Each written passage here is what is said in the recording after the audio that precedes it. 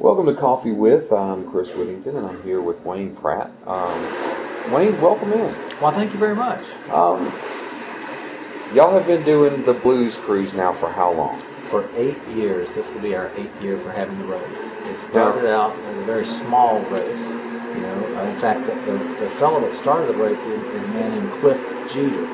He started it a little over 8 years ago, and it's just grown to where it is today. It started out with just 11 paddlers, and now we have close to 100 paddlers that come out to the race. Now, for those people who don't know what the Blues Cruise is, kind of explain it to them. It's a kayak, canoe, boat. I mean, what all kind of watercraft? Watercraft, yeah. We have all kinds. It's really open. It's a family-friendly environment, or event rather.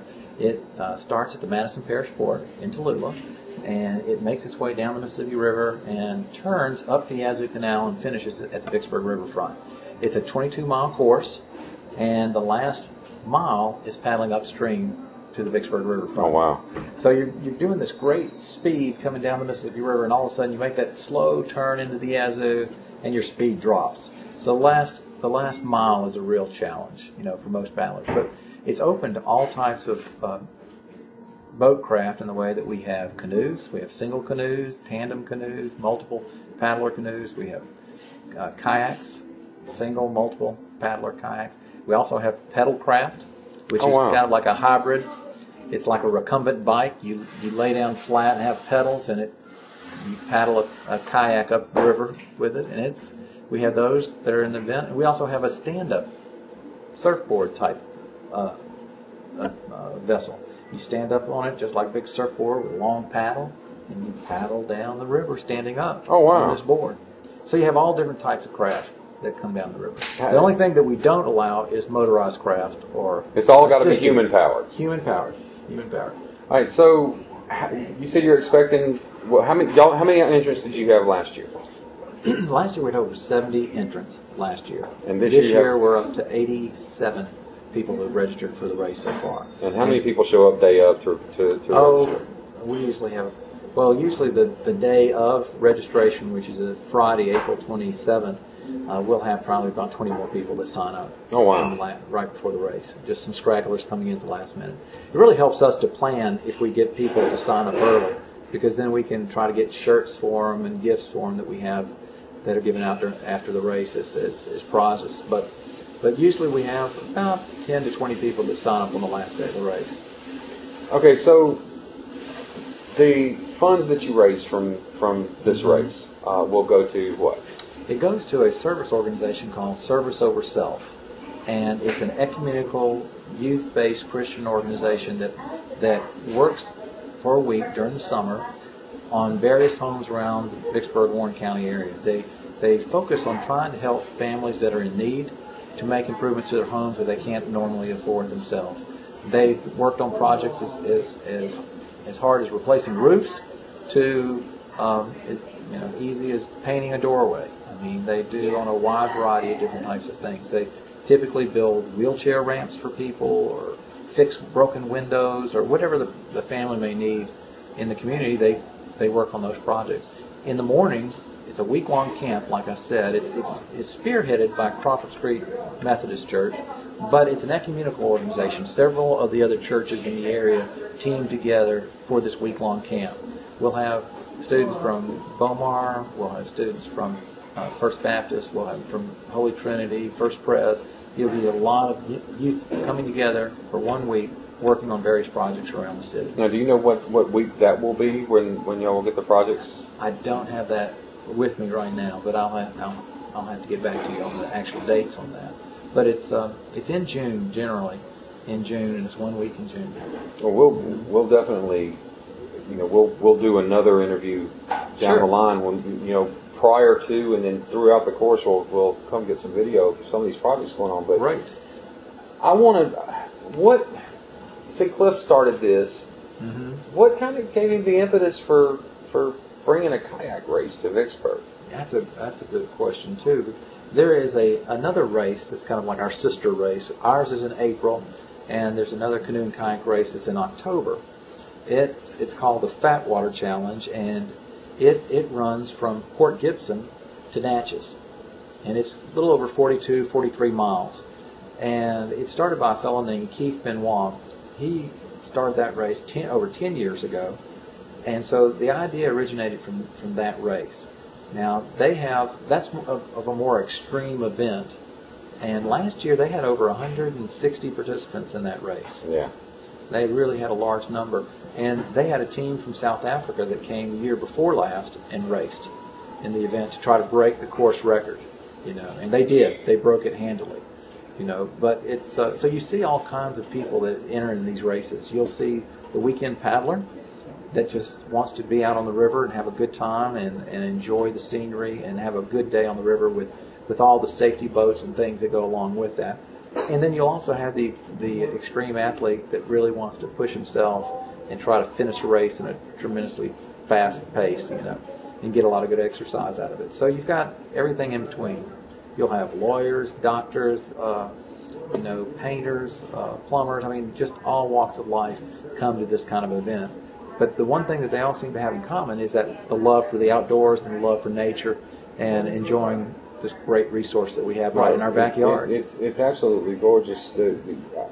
One of the reasons that I choose to live in Vicksburg, there are two great loves in my life as far as nature are concerned.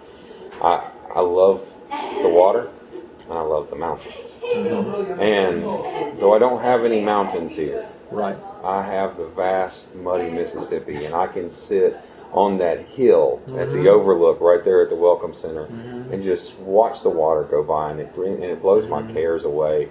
It's fantastic. Oh, it really is. I love introducing kids to the outdoors, and an event like this seems to me that this would just breed love in kids of the outdoors because it's competition, it's boats, and all kids like boats. That's right. And getting out on the water and enjoying things. Do y'all have a lot of family members that come in? And we have a lot of families. In fact, we give a prize to the person who finishes last, if you can imagine that, just for a test of endurance to be out there for so long. And the reigning champions of that award are a father and son team.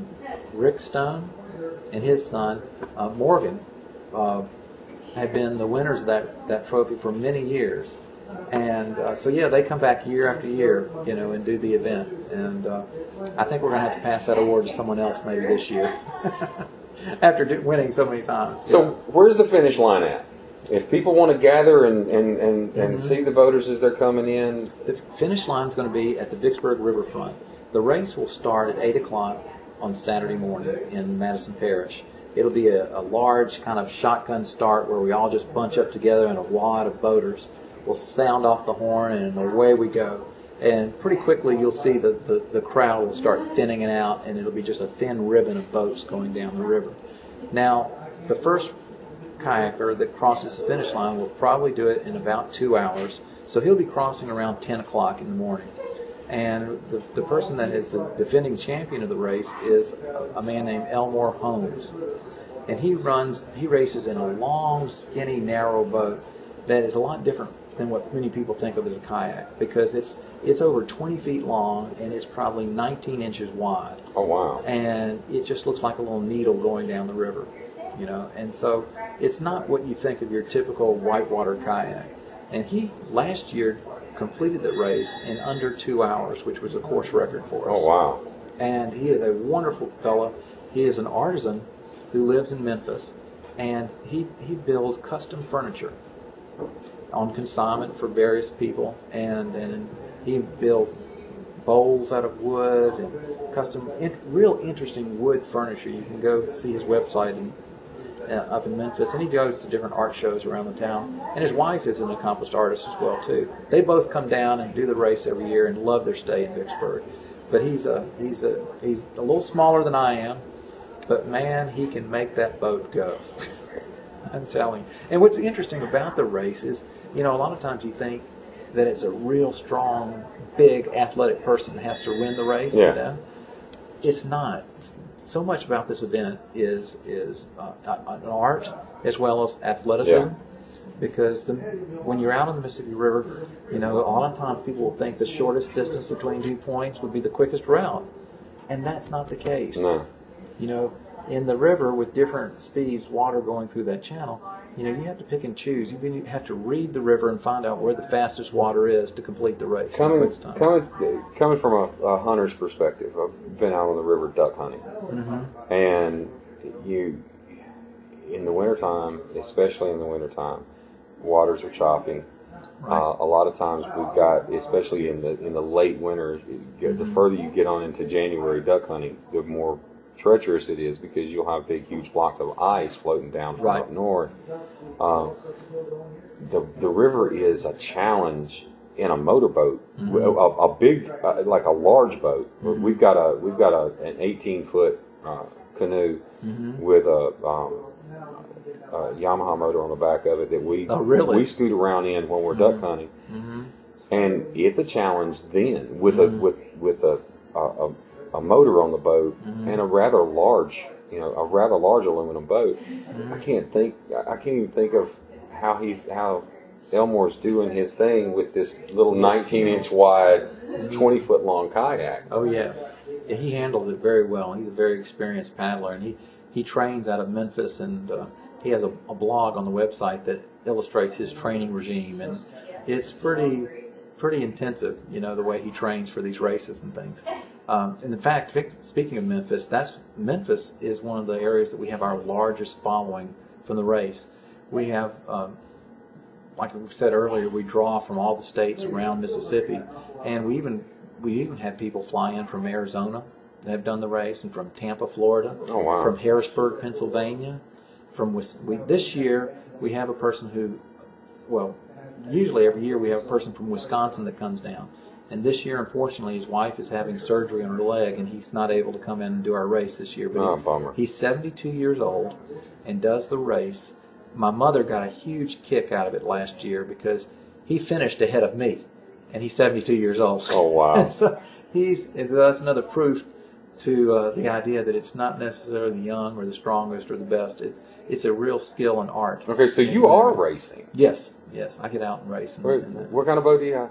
I have a boat. It's a kit boat that I made, and you can find the kit on a website called CLC Boats. CLC Boats is a company out of Annapolis, Maryland, that makes these different kits that people can build on their own. And they have a wide variety of different kits you can choose from skiffs that you would row to sailboats to kayaks and canoes. And one of their models is a boat called a PAX, P-A-X 20. And it is a long, skinny boat. It's made out of mahogany plywood, wrapped around a frame, and then you use a fiberglass netting to make it watertight. And so you cover it with fiberglass and epoxy, and so it's 19 inches wide and 20 feet long. Oh, wow. And it's supposed to weigh in the 30-pound range, but through my diligence and use of epoxy, I've been able to push it up to the 60-pound range. I think, being my first boat, you know, I added probably a little more epoxy and fiberglass than needed to be. But and it's survived a lot. I have dropped it off the top of my boat onto concrete, off the top of my car onto concrete, and it has survived that. So maybe all that epoxy. Maybe the epoxy actually works. Came in handy. Yes. All right. So if anybody wants to learn more about Blues Cruise, how do they do so? Well, the easiest way to learn more about it is to go to our website, which is www.bluzcruz.com. At our website, they can learn all about the race course, their maps available, and their photos from previous year's races, as well as previous results from races in the past. And there's a registration link where they can sign on online and register online and sign up for the race, or they can print off one of our race forms and fill it out and mail it in to us by snail mail, and they can register that way. All right, so this is airing on Tuesday. We're taping this a little earlier, but this is airing on Tuesday before the race. Right. If anybody wants to go, what's the deadline for online registration? Friday. Friday is the deadline for online registration. What time does registration begin in person? Well, they can pick up their race packets around 2 o'clock at our host hotel, which will be the Hampton Inn on Clay Street. Okay. We'll be there in the lobby, have a table set up where people can pick up their packets, and they can even register there if they want to. We'll have additional forms there where they can register. And so, and that'll start at 2 o'clock on Friday, the 27th, and we'll run till probably about 6:30 or 7 on Friday evening. All right. So if anybody out there, you didn't know about this before, and all of a sudden you think, oh, I want to get my boat and hit the river, Friday, go online, bluescruise.com, go online, register online, or come in Friday at the Hampton Inn on Clay Street in person. You can register right then. What's the registration fee? $45. $45 for registration fee. And that's per person or per craft? Per person. Okay. And if you're not an ACA member, which is American Canoe Association member, then you add an additional $10 to it. Okay. Because that goes toward covering our insurance for the race. All right. So, is there anything else I didn't ask you that you really want to point out? Well, I think it's, people always ask me, it's 22 miles on the Mississippi River. That's such a long distance and it's such a treacherous thing. And the thing that I want to get across to people is that that it's downstream most of the way, and it gives you a chance to get out and experience the Mississippi River. I've heard people telling about how these giant whirlpools and trees that just jump out of nowhere. And what I found that is, as long as you respect the river and take the precautions necessary, life preservers have to be worn at all time on our race. If you don't wear your life preserver while you're on the race, you're automatically disqualified from it. And there's something else to be said. There are spotters out there that will be following each group to make sure that everybody is safe, and if anybody gets in trouble, there's somebody there to come to the rescue. Absolutely. The Vicksburg Fire Department will have a boat there. The Warren County Sheriff's Department will have a boat out on the water. We'll have some other safety boats that'll be out on the water. The Coast Guard has actually shut the race course down during the hours of the race. So barge traffic will be going up and down the river, but they'll be pulled over to the side in a holding pattern. And the Coast Guard will actually have a boat on the water patrolling while the race is going on. And if you've ever seen those guys, they are very forceful. Yeah, they are. If someone breaks the ranks and pulls away and causes problem, they know how to handle it. And they're very professional. And we're glad to have them. They're here every year during the race, as well as the Vicksburg Warren County Sheriff's Department has been very helpful and instrumental in helping us with the race too, and the fire department too. And the city has been very gracious in letting us use the waterfront and the art park, and so we're just glad to have such a great group of sponsors that we're able to put on an event like this. The one thing that I wanted to grow it to, there's a race up in Memphis called the Outdoor Ink Race. It's a canoe and kayak race, and it's really a sprint race more so than a long distance race like this. And they have over 600 participants. Oh, wow. In that race, 600 participants. When do they do that? That is going to be in May. Is when it's set up. Is it like the first week in May? Is it like the weekend of Memphis in May? It is. It coincides with Memphis in May. So while they're up there, there are a lot of other things going on in the city that people can take advantage of. And so it's a great event. The guy that puts that race on is a man named Joe Royer, and the proceeds of his race go toward a philanthropy as well. Well, maybe next year we align the race with Riverfest. That way, there's already going to be a whole bunch of people in, and we can just do it that way. That's a very good point you brought up. This is the first year that we don't have it on the Riverfest weekend. Oh, see, this is the first year we didn't have it on the Riverfest weekend.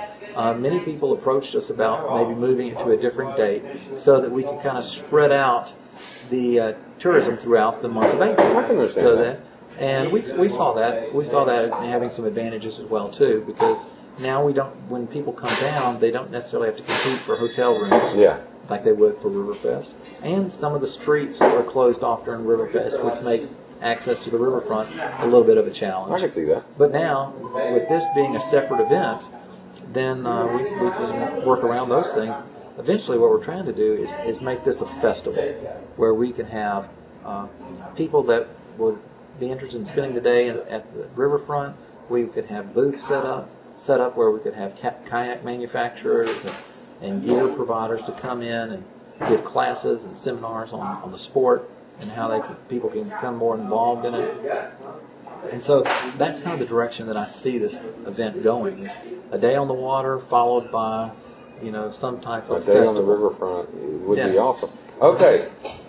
One question, we're talking about growing this. Let's go ahead and get it out there. If anybody out there is watching this and then would like to become a sponsor, who do they contact? How do they do it? How do they go about becoming a sponsor of the event? Very good question. Again, on our website, they can go to our website. There's a link that says sponsor information. If you click on that link, it'll show the different levels of sponsorship and how to contact us about sponsoring. We take cash donations as well as in-kind donations. If people would like to donate door prizes or something that they think that kayakers would like to have, or they'd like to make a monetary donation, they certainly can do that too. And it's really not a donation, it's more of an advertising opportunity for them, because we will put as a sponsor, we'll put their name on our website, and it'll be displayed on our website, as well as any print material that we put out, flyers that we put out, that they will be recognized as a sponsor. And then on our T-shirts and things of that nature, they'll be listed as sponsors in the T-shirt. This year we have kind of a unique T-shirt that I think a lot of people will be interested in. We've been kind of noted for our trophies as being kind of unique and works of art. We had a local artist from Greenville, Mississippi, that made these kayak paddlers out of old cotton tines. Oh, wow. And they're really works of art. They're metal figures, and he did Lee Washington with his name, and he's done a number of years. But this year, we've done something a little bit different, and I think our racers will really like this year's trophies. It looks interesting and artistic. It'll be something proud that people can put in their house or in their office and display as a memento of actually completing the race. Well, you have T-shirts for sale the morning of the event? We do not have T-shirts. We will not have T-shirts sale for the morning of the event. Probably after the event we may have some T-shirts, because we have a lot of volunteers. We want to make sure that we have enough to go around for the volunteers and things. But after the race we may have some available. Oh. Well, Wayne, I appreciate it. Thanks so much, man. Sure thing. April 28th, 8 a.m. in Tallulah is the start time. Get over there, then get in your car and drive over and be on the riverfront by let's say 9:45. Let's say Let's say Elmore comes back in and dusts the record again. How old is Elmore? Elmore is 33, I think. Okay. I was gonna say, is Elmore older than you? No, he's not. He's not. I was wondering if somebody's dusting you off. So maybe Elmore dusts the record in an hour and 45 at this point in time. He just might. He's been training hard. But it should be a good time for the entire family. Head down to the Vicksburg Riverfront. If you can't get over to Tallulah, if you can get over to Tallulah at 8 a.m., that'd be a great thing to do. Go cheer those guys on as y'all start. And I know you like to see a crowd at the start line and the finish line. Ron Anderson is going to be our MC. So everyone loves Ron Anderson, so he'll be down there calling the shots and telling people as they cross the finish line. And you'll see a wide variety of different types of boats. Some handmade boats, as well as professionally made boats, small boats, big boats, tandems, pedal boats, and it's a good family event. So if you come around 11:30, 11:45, you'll see the awards presentation, and you'll see paddlers coming across the finish line, and give them a good, warm Vicksburg welcome as they cross that finish line. Awesome. Well, Wayne, thank you very much. Thank you. Look forward to seeing you, man. You're welcome. Promotional consideration provided by Amber Sanders from Happy Hair. Get your hair happy at 3402 Wisconsin Avenue.